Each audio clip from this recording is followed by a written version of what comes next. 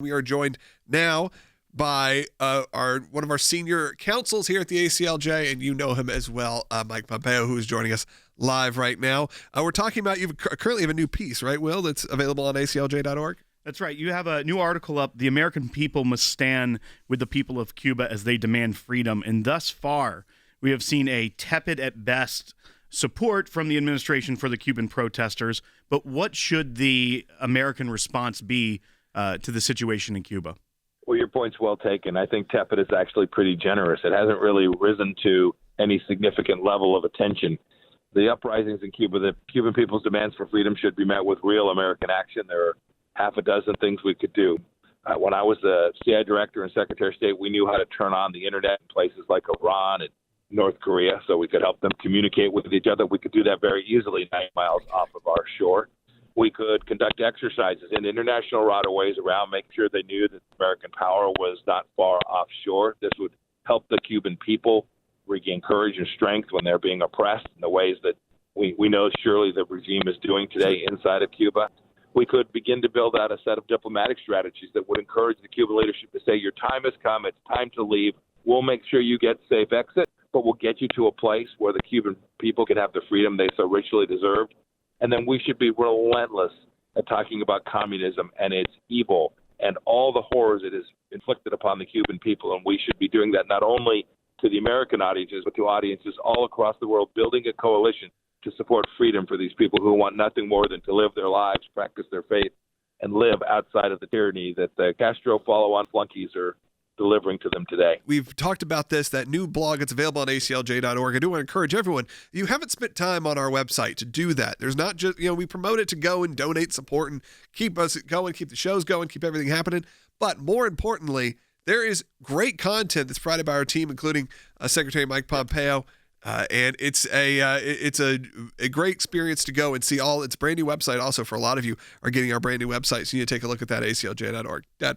One of the things I want to encourage people also is that today is a really heavy focus for us on policy issues. And, you think of us as the courtroom people, and of course we do a lot of that in the legislative affairs, but you've got to deal with policy. And what Secretary Pompeo was discussing, and what we were discussing earlier, is what is the American policy, the United States policy going to be as it relates to either Iran, which we're unfortunately seeing that unfold, or Cuba, which, as the Secretary just said, there are a lot of things the United States can do, like getting the internet back on. Not complicated for our CIA. Supporting those on the streets. Giving diplomatic measures so that the Cuban leadership understands that there is no option other than freedom and liberty.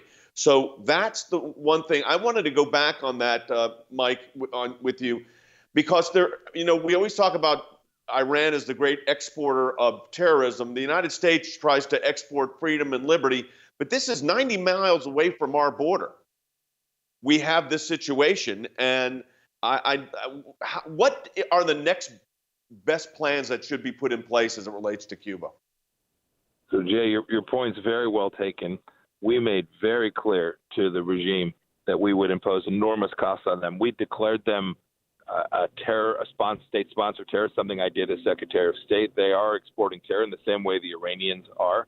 They're a narco-terrorist state as well. They are transmitting drugs and transshipping drugs all across the Caribbean.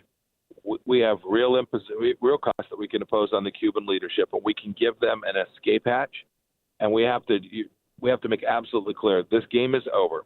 After all these years after the revolution, the game is over. The country is going to move to freedom, and the United States is going to impose enormous costs on them, not go to baseball games, not have hot dogs with them, but impose enormous costs on them till the time they get that right.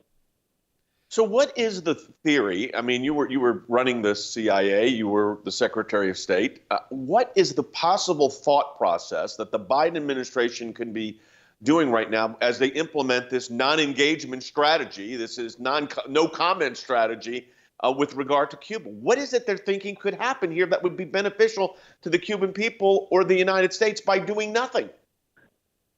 Jay, it's been their long-held view, the Biden-Obama view, that if you sell them stuff, it's the European view as well. If you sell them stuff, that'll get to the people, their lives will get better, and then the country will somehow magically become free. it is foolish. It is dangerous. It's bad for the Cuban people. It's bad for the region and our national security as well. This is, as you said, this is just less than 100 miles off our shore. The Russians are operating there. All the bad guys are operating there. We have to get this right. It's not as hard as they describe. Their logic somehow suggests, much like with Iran and China, that if you sell them some trinkets or give them some money, then magically things will get better. It is foolish. Let me ask you this. The Obama administration abandoned the Green Revolution when you had millions of Iranian students in the streets trying to overthrow the Ayatollahs. It was during the Arab Spring, and it could have happened. But the Obama administration stood silent. You have the same parallel taking place right now as it relates to Cuba. You've got this mass revolution on the streets, or at least mass protests, not the numbers that you had in Cuba because the population's not the size, but proportionality probably very similar. Yet nothing is happening. And what is the message that we're sending globally to our allies or to those that are seeking freedom and liberty within tyrannical regimes when we do nothing? I so wish this had happened in Cuba a year ago when President Trump and I were running American foreign policy. We understood that the world was watching how America reacts when freedom-loving people simply demand to get their lives back. And your point's well taken. I promise you that freedom fighters in parts of the country, parts of the world can see this, and they are discouraged from doing precisely what the Cuban people did because the American leadership wouldn't rally alongside them. Well, I appreciate your work when you were the CIA director and, of course, the Secretary of State, and we're just thrilled that you're a senior counsel with the ACLJ, giving us your insight. Former Secretary of State Mike Pompeo, thanks for being with us.